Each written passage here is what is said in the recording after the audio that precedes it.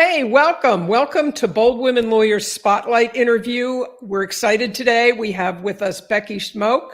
Now, I'll tell you how Becky's not a lawyer, but she has a lot to tell us, which is incredibly helpful for lawyers. Becky and I actually met on a clubhouse room, and I have grown to love her and her point of view. But let me tell you a little bit about Becky. She is the founder of Becky's Mindful Kitchen. She speaks on mindful leadership based on Stoic wisdom, putting words into action, providing leadership and organizational health consulting. And she runs, as if she wasn't busy enough, she runs on-site and virtual leadership workshops. And when I talked to Becky about coming on, we talked specifically about storytelling because as a lawyer and a former litigator, I know how important that is, the ability to tell stories in a meaningful way. How important that is in front of a jury or talking to a judge or a decision maker. But it's important for all lawyers who talk to clients, which is all of us, or potential clients. So I was thrilled when she said she'd, be happy to come, and she's here with us today. So Becky, welcome. Thank you. I'm so happy to be here. And I will tell you a story because I also run weekly summer camps for kids. And this morning I had a group of kids and we were doing it's fire camp week. So we're making fires and it's also archery. And I told them that I was going to be talking with you this afternoon. I said, well, guys, I'm going to be interviewed by this awesome woman. And they're like, oh, wow, what's it about? And I said what it was. I said, it's like storytelling for lawyers. And shockingly, the reaction from all 20 kids was, oh, they're like, that's really boring. And then one kid whose mother's a lawyer goes, yeah, my mom would like that one. And it was just, but he got it. But everyone else was like, oh, and I'm like, yeah. And that's what I love about what I do though, is it's such, they're very different things. Working with kids, in the morning, then talking with you about storytelling in law this afternoon, yet it is so connected because everything I do falls back to the idea of connection and how do we come together, communicate, and build these relationships. Mm-hmm. And that's where storytelling really can make a difference. Again, of course, in front of juries. And I always, in my talks on storytelling, I always say if, not when, but if you were to be ever charged with murder, you want a darn good storyteller as your lawyer. Yes. Because of the importance of that, right? But even if you never are in front of a judge, never in front of a jury, you're going to be interacting with other people, and you need to have people trust you. And to do that, storytelling, that's the key. That's the quickest way to build trust. That's a great point. Becky. Yeah. So, sometimes I think when we think of storytelling, it's like making things up and, that's not what it is at all. So tell us from your point of view, really, what is storytelling and how do I as a lawyer go about figuring out how to tell the story I need to tell? So there's when I teach storytelling, I teach two different types of stories. One, I call productive stories, right? These are the stories we share with others. And they're stories of vulnerability, and it's not your brand story. It's not always telling stories of success because it's our stories of failure that are most powerful. And those, again, is the idea of being vulnerable and letting people say, see who you are. That makes a difference. So productive stories are the ones that be able to share with someone, be it a coworker who just screwed up really badly, be able to share a story of when you also messed up.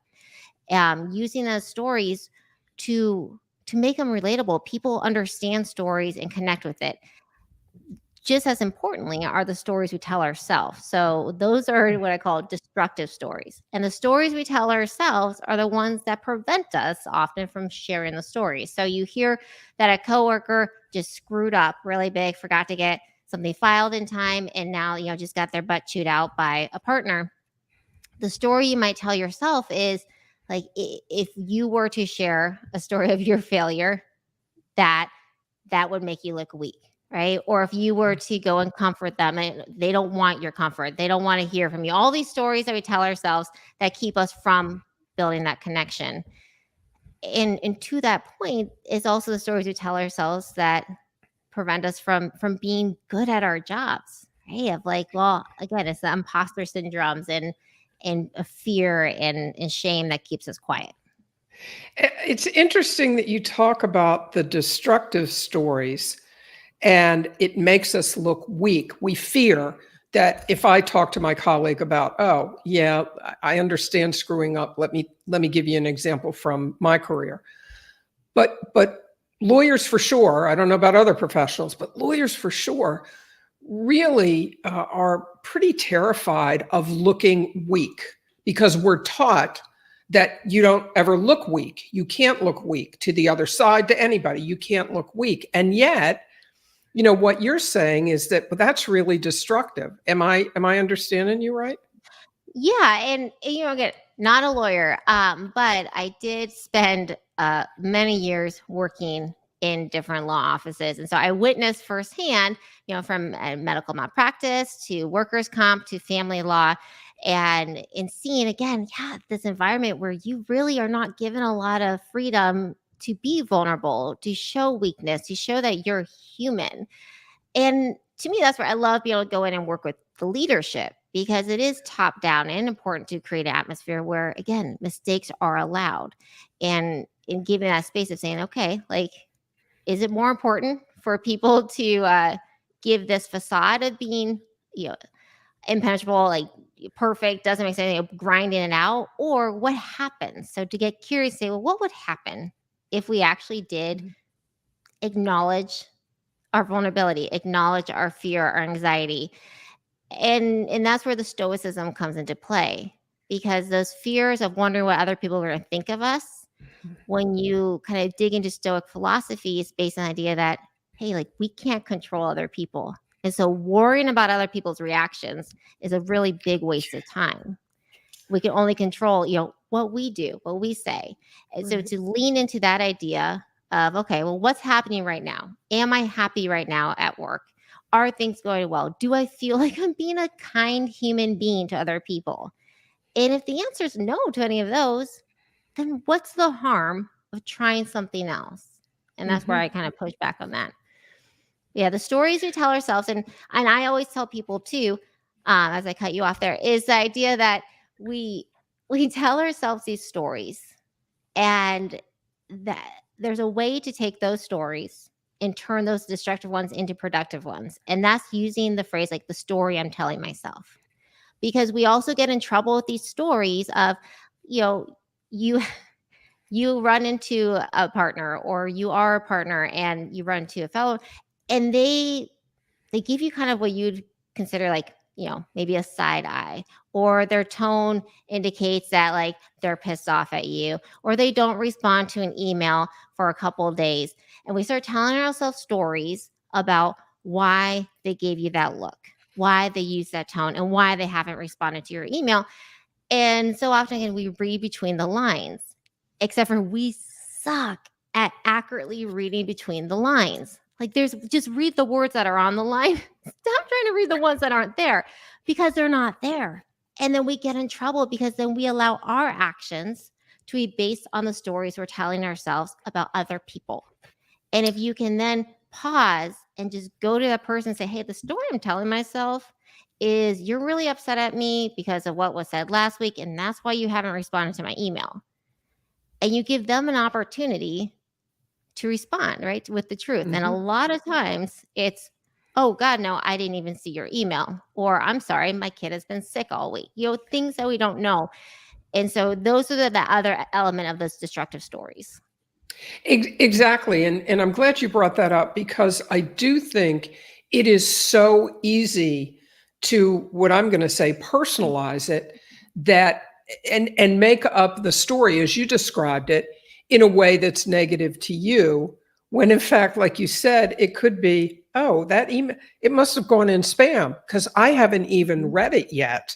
So that's why I didn't respond. And yet, we have not only made up a story, but probably worked our emotions up related to very negative things, like he's mad at me, or I'm never going to make partner, if you're in a bigger law firm or some other really negative thing when none of it's true. So, And we so do like this in our when you do, personal life too. So yeah, right, right. with But our how do partners you all the avoid time. that? How do you avoid that? Because I think we all do it. Like, oh, I Oh messed yeah, up, I screwed up. And how do I stop yeah. doing that?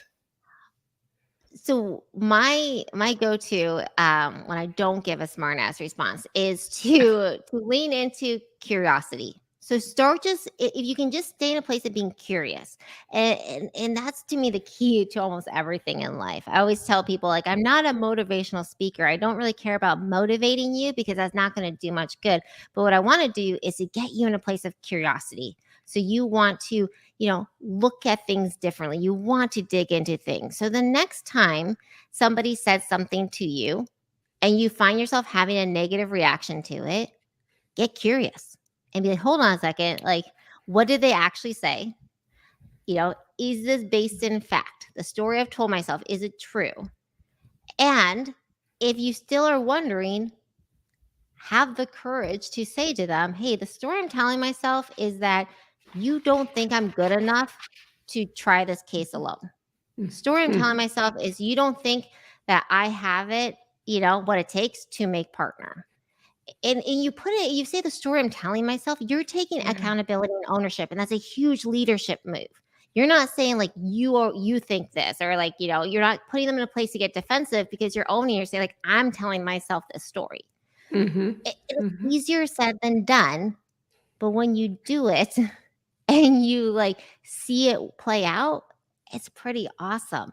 And I did that this morning, and that's where all the weird random things I do, be it birthing goats, that we had 5 baby goats born last week, or teaching kids how to do like make survival style fires out there, is there was a kid who we were doing get to know you questions, and I live in Iowa City, so we don't have any professional sports teams, but we do have really intense college teams. And so we are the Hawkeyes here in Iowa City. And he said, if anybody doesn't like the Hawkeyes, like they're crazy.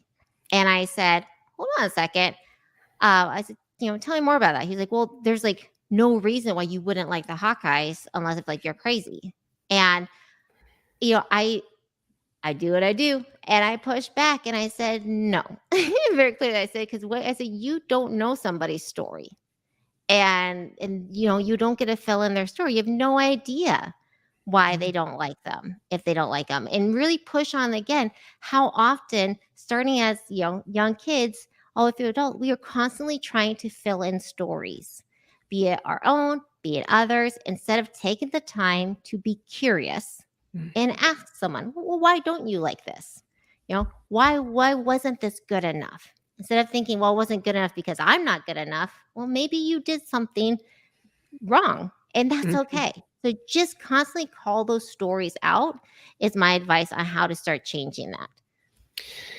Now, how about storytelling in the business of doing your law business? So there's juries and judges, and that's fine, but that's really not what I'm referring to.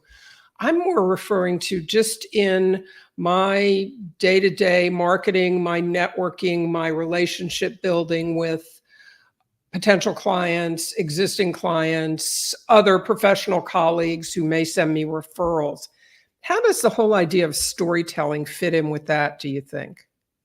So the reason why, whenever possible, you want to use storytelling is because when let's say you're meeting with a potential client and you're just laying out facts and figures, about 2 areas of the brain light up.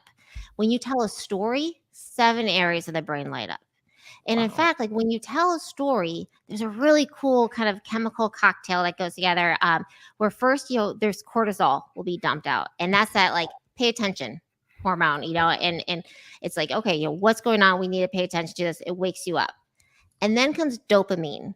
And that's that hormone and neuron that like helps keep you interested because you want the payoff. It's that motivator. You want to know how the story ends. And so you continue to pay attention. And it also helps you remember it because we remember stories much longer than we remember anything else. And then at the end is the oxytocin, that connection And when that is released, it connects the storyteller with the listener. And in fact, there's actually these mirrored neurons. And so the neurons of the listener and the storyteller will mirror each other.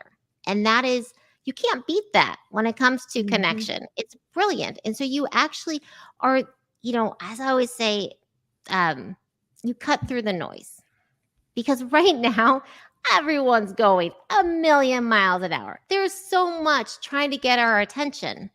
And so if you're not using storytelling, you're really missing out on a key and easy, key element in free and easy. It's just so simple yet so powerful, a way to get that connection with someone and get their attention and cut through the noise in a way that isn't a hack. Most hacks, there's a consequence to it or a compromise to mostly, hacks and shortcuts. Storytelling, there's no way you're losing on that one. Yeah. So to use it is to be able to say, you're meeting with a client, use that storytelling to get across the point you want to. And that's important to understand which details you include, because you don't want to be the storyteller that's like, goes through like, oh, was it Jim or was it Jack? Oh man, it was Aunt Ethel's like great uncle. No one cares. That doesn't matter. Make up a name. There's sometimes in storytelling where you do make things up because they don't matter to the point. So if you're telling a story and you're like, I can't remember the person's name, make it up. As long as that detail doesn't matter, just make it up and keep the story going. Because the minute you slow down and get lost, the person listening, they're going to get lost with you. But they're not, very rarely do they come back with you. So in terms of, just on the business side that we were just talking about. So I get it about using stories and you get people's attention. And so like for a lawyer, would you say, telling a story about how things worked out well without obviously identifying clients because of attorney-client privilege, how things worked out well versus how things didn't work out? And here's what just came to mind for me. I remember way back when a celebrity died, and I honestly don't remember if it was Michael Jackson or some other but a big celebrity died without a will. And so the really smart, I thought, trust and estate lawyers sort of jumped on that to say, here's what's going to happen. Let me tell you this story. Just like Michael Jackson or whoever it was, the celebrity that died, Sally Mae died without a will. She had 5 kids. They were under the age of 18 or whatever. Yeah. That was important. And sort of wove that story. Here's what happened because she didn't have a will. Now, let me tell you this story about my other client, Fred. And Fred had all his affairs in order and the same kind of thing happened. And so they were telling stories related to the work they were doing, what good could happen, what not so great could happen, and then sort of leaving it, up to the person they were talking to. Now, which way, how do you want things for your family? Are those the kind of stories you're talking about, or is it something different? Those work. You have to be careful. So I'm glad you brought this up, because I talk about the power stories, and we have to recognize that I always say, like, power is not always positive. I mean, stories have what started. I mean, they've started wars. Stories are what Russia is using to justify what's happening in Ukraine right now, right? We create these stories, and if anyone who's on the receiving end of a rumor in high school can tell you that stories can suck, and they are a way of bringing people together, and that can be in a good way or a bad way, because again, it's a good way to build connection. And we hear stories a lot that hit at areas of fear, right? And anxiety and worry. And so we need to be cognizant of that when we tell our stories. So telling the story, yes, of like what happened to somebody when they didn't create a will. It's good at getting the point across, but you need to be careful that you are not using stories to scare people into becoming your client, and scare people into doing something they may not need to do, and to use a story that connects. Because if you use a celebrity, yes, that does help because you have the name recognition, But unless if your client also has the amount of assets they do, like it's not a very good story. Right. And so using one that connects into, for me, I think the most powerful ones are the ones that say like, hey, here's somebody who, they thought they had, goodwill done this way. This was an area that like, you can say like, I messed up at when I was a young lawyer and I screwed up and I didn't best advise somebody like this. And now that's why I now always say to follow through with this part. If you can make it someone and own your vulnerability and your mistakes and things, which again, you lawyers are about up there with doctors as being not good. It will build that trust. Yeah. Because then I'm feeling like, okay, if they're willing to say that they made a mistake once, right? And they've learned from it. And this is why they're telling me to do this is because they screwed up at it themselves. I'm going to be much more likely to trust them and hear what they have to say. Does that make sense? But I think, with lawyers, and I know doctors are the same way because I used to defend them, but it's one thing to admit a mistake, but then you have professional implications, malpractice implications. Now, if you can admit a mistake and then say, and then I recognized it, and that meant I had to go back, I had to redo all the documents, et cetera. And because it was my mistake, I wasn't going to charge my client twice for it. So, I was the one that ended up having to spend the extra time to make sure that it was right. I think a lot of lawyers are certainly more than willing to do that. But honestly, it'd be very tough to come right out and say, I really screwed a client's will up, 10 years ago, and I hope it doesn't come back to haunt me kind of thing. You know what I mean? That's the professional to it. Yeah. Yes. I will say though, and a lot of studies show, and this is like, because I work with doctors a lot. That's all year. That's honestly been almost exclusively who I work with are doctors and lawyers. I love you all both, but is we tell ourselves the story that if we do admit to a mistake, this is what's going to happen. And even when it comes to like getting sued and all that, it often shows that most people, if you do screw up, an apology, an authentic, real acknowledgement, that is what they want. Because especially in this, I know your audience isn't doctors, but in that world too, a lot of conflicts can be like solved with honesty, accountability, and a genuine apology. And we overcomplicate things. But if you are telling a story to a potential client and you say like, I screwed up for this person and I didn't learn a lesson and like probably going to do it again. Yeah, not a good story. Right. But being able to say like, hey, like, here's why I'm saying this. We have a family practice or family law attorney who did that recently, for us personally. And he's like, I'm pushing you guys to do this because he's like, I didn't do this once. And that has haunted me ever since then. And like, I'm not going to make that same mistake again. Here's what happened in that situation. Here's how I see the similarity to yours. And he's like, I don't want you to do the wrong thing. And I need to push for that. And so that, again, made me pay attention, made me trust him because I understood his motivation. And so that's where stories can be really good at helping explain your motivation. Why are you pushing for something? And that, again, gets their attention and they need to trust you. They're paying you a lot of money. Yeah. I hear it. It's just, I do hear what you're saying. And I agree, that a sincere apology goes a long way. But a lot of lawyers, malpractice carriers, just like doctors, would be, shaking in their boots. Like, what do you mean? You don't admit that you made the mistake. So there's definitely a conflict there for all of us because you may want to say, yeah, I really did make this mistake. Now here's how I'm going to rectify it. If you can. I think probably for lawyers, it's easier than for doctors because if you operated on the wrong, body part, it's going to be hard to correct that. But that's a tricky one. Yeah, that's a tricky one. Yeah. Again, everyone's a professional. They know which lines they can cross and which ones they can't. Yeah.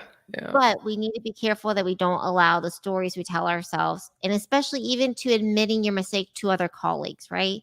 Or Yeah. to, if you're a Yeah. doctor, to lean out, to reach out to, you know, a Mhm. fellow colleague, or to share, if you're in a teaching hospital, to the residents, to the medical students.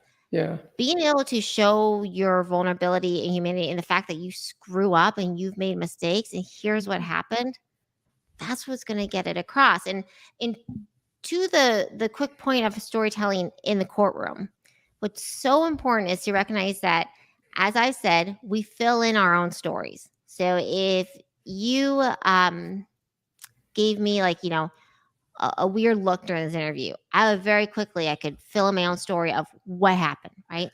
Or if you give me only some of the details of something, I'm going to fill in the stories based with what I know. And that's what jurors do. And Mhm. so if Mhm. you're a lawyer and you're telling a story in the courtroom, you need to be aware that any details you leave out that are important, the people Yeah. sitting there are filling them in themselves based on their own experiences. And that's why it's so important to make sure that you are filling in the details you want them to have.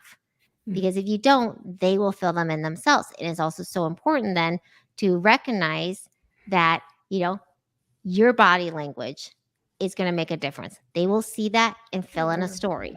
And how you interact with the other people, your client, and also the other lawyer, they fill in stories.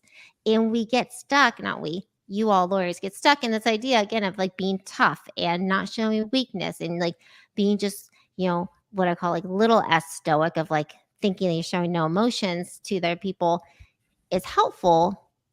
But then what you've done is you've set yourself up to allow everyone there watching you to fill in the answers. If you Mhm. don't let them know who you are, if you don't let them know that you are somebody who can, be respectful to the other side, or, that you do, that you're human, they're going to make their own judgments. And you better hope that you don't remind them of somebody that they don't like. And so That's that vulnerability is important. That's a great point. That's a great point. And the other thing you said is it struck me was, as much as we try, lawyers who are in front of you're trying to read the jury, you're trying to what are they thinking? What you know, it's just a fool's errand in so many respects, because as we've all learned the hard way, you may think you got the jury in the palm of your hand and they come back against you, or vice versa. So you realize that me spending my time trying to figure out what their story is, what they're thinking, I can't do that. I can't Yeah. make those assumptions. I can only know what I'm doing, what I'm saying, what I'm thinking, what I'm showing to them.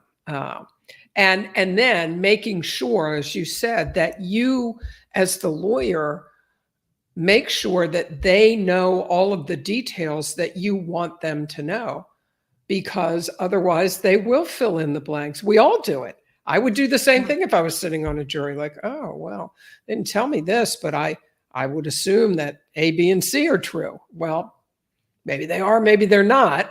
And if I'm the lawyer, I may not want you assuming A, B, and C are true, right? Yeah. Right. So, So what you want to stick, you need to put into story form. What you want them okay. to remember is in story form. And, like, and if you have, those who have kids will know that you can tell your kids a million times to brush their teeth twice a day, but they'll keep forgetting. But you tell them one time a story about when you did something dumb when you were in college and drunk, and they'll remember it and share it with everybody anytime they meet them. Like, they remember stories. And so be careful that if you want somebody to forget something, don't share it in a story. Share it as you would, a fact, like that you should brush your teeth. But to use that idea of the storytelling, that the stories we tell ourselves, as you mentioned, I love that you brought that up, of you think you've read the jury and then, you haven't. Is remembering, Yeah. I tell people, you're not special.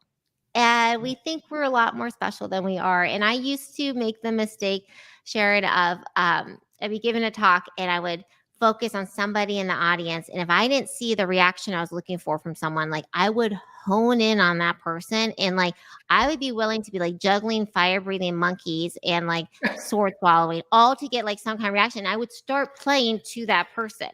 And that was such a huge mistake because, telling myself the story that they're not enjoying themselves made me, abandon what I was there to do, which was to connect to the entire audience. And the same with if somebody gets up and leaves, in the middle of an audience talk. I had that happen recently.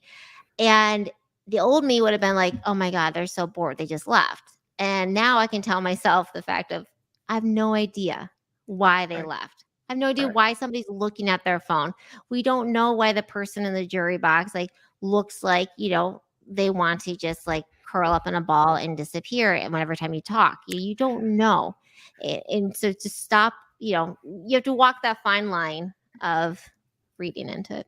It's funny you mentioned that because I recently gave a talk at the Maryland State Bar Association annual meeting, and somebody that was in the talk gave every outward indication of paying absolutely no attention to anything I had to say and appeared to be constantly on his phone.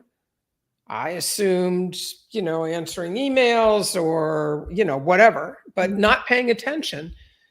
And when I was done, he came up to me and said, that was really great. I can't tell you how much I got out of it. And you may have thought I wasn't paying attention, but I was actually taking the notes on my phone. I'm like, oh, to myself, like, okay, don't make that mistake again. Don't write somebody off as, they're paying no attention to you.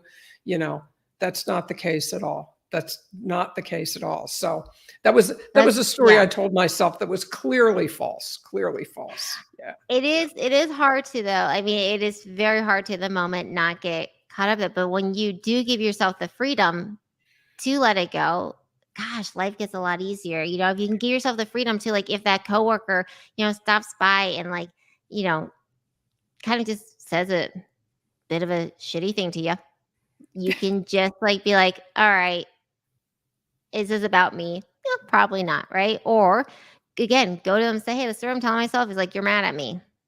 No, I'm not. Sorry. I'm just like, having a really bad day. And that's sometimes all it is. Exactly. And we don't give ourselves the grace sometimes, I think, to just acknowledge that it's not me. It's not me. It has nothing to do with me. They have a whole life outside of me, and that I can't control. So I'm not going to let that story creep into my head. Yeah. And to be able to share that final thing is to, when you have clients and meet with them in a work time, is to and see, this is storyteller stuff, is you keep looking up to that corner because you're checking the time and you want to be done. And that's like one thing, like, hey, the story I'm telling myself is you're saying shut up, and you get an opportunity to say, yes, Becky, absolutely correct story you told yourself. Well done. But his idea of you have your clients is to teach them that, use that same language to them, and to say like, hey, there's a good chance that I may not get back to you right away, or we may not hear back from the judge. We had a hearing, and the judge said to us, he said, oh, it won't be like it's a month before I get you your ruling. It was over 2 months, and it was really easy to like start to tell ourselves all these stories of why it was taking so long. And it would have been, it'd be great as a lawyer to be able to say to your client, hey, I know, like, it's tempted to say the story, you tell yourself is that they haven't gotten back to you for X reason or Y reason, and be able to say, like, sometimes like things just get backed up, right? And to catch your clients telling themselves stories and to use that language. And so you can have that better relationship, and one where they feel like they can be vulnerable and real with you, and have you not think that they're being silly for worrying like a lot of us, because you guys do come across always as so professional and so on top of things, that when I've ever had a lawyer who's humanized themselves to me, it's been really nice. Well, that's great advice. That's terrific advice, because you're right. We do so frequently forget that, yeah, we're professionals and you need to be professional, but we're people too, just like our clients. And it's nice to come across to them like a real person. Well, Becky, this has been great. I have thoroughly enjoyed talking to you. I love this topic. And I love your point of view on it, because too often we don't stop to think about the story that we are telling ourselves. And yet, what a difference that makes. What a difference that makes. Yeah. So listen, thank you so much. Yep. If listeners want to get in touch with you, how do they do that?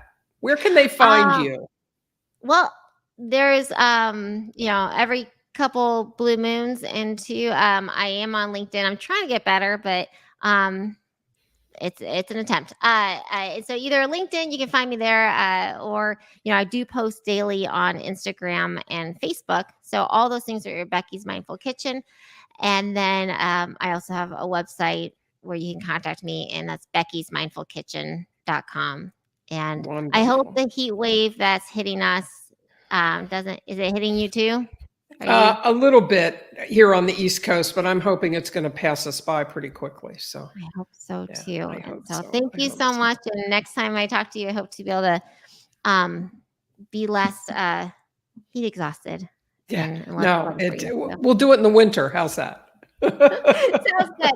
Oh man, thank you so much, Sharon. Oh, you're welcome, Becky. So listen, everybody, I hope you enjoyed this as much as I did. We're doing a special LinkedIn Live this week on Thursday. I don't usually do it on Thursday, but I am doing one on Thursday with Allison Wang of Golden Gate University Law School. And she's going to be talking about externships, because that's what she runs for them, and how educating law students is changing, I think, for the better, in terms of helping to get some real practical experience before you even get out of school. So join me on Thursday at 2:00, and we'll talk to Allison. And Becky, stay cool for the rest of the summer. I will. Thank you so much.